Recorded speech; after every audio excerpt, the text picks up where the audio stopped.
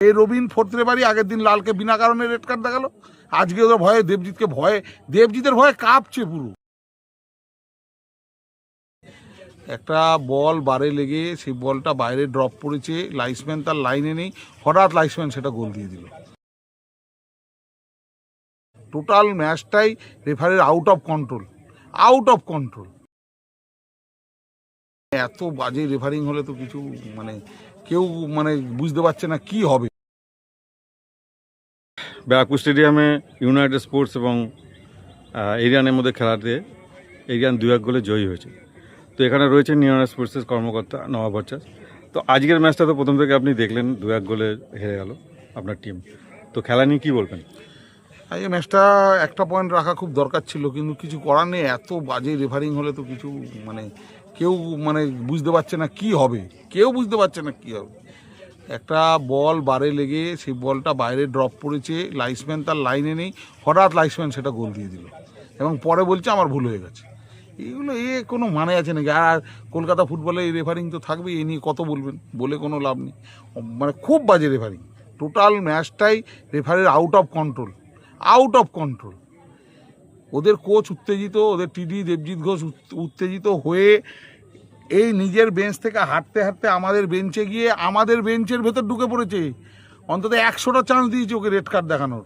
এই Robin fourth referee আগের দিন লালকে বিনা কারণে রেড কার্ড দেখালো, আজকে ওদের দেবজিতের ভয়ে কাঁপছে পুরো,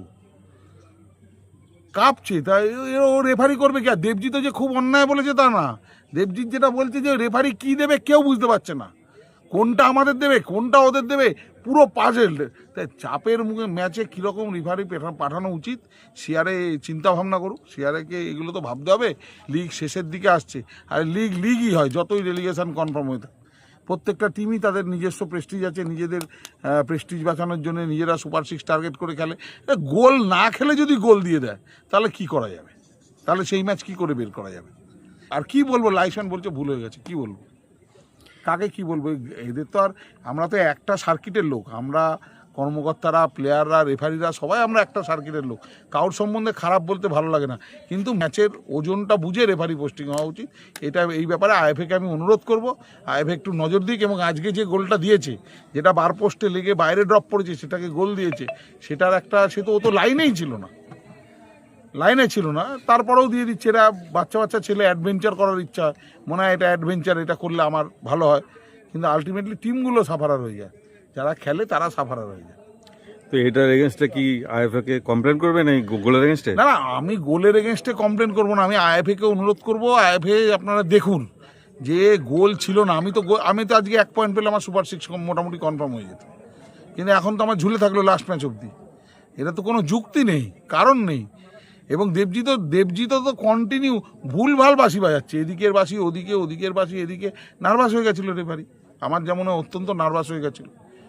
তো কিছু করার নেই, এগুলো তো খেলার পার্ট, মেনে নিতে হয়, দিনের শেষে মেনে নিতে হয়, হাতও মেলাতে হয়। তারপরেও কিন্তু দুঃখ থেকে যায়, আফসোস থেকে যায় যে একটা এরকমভাবে হারাটা ঠিক মেনে নেওয়া যাচ্ছে না।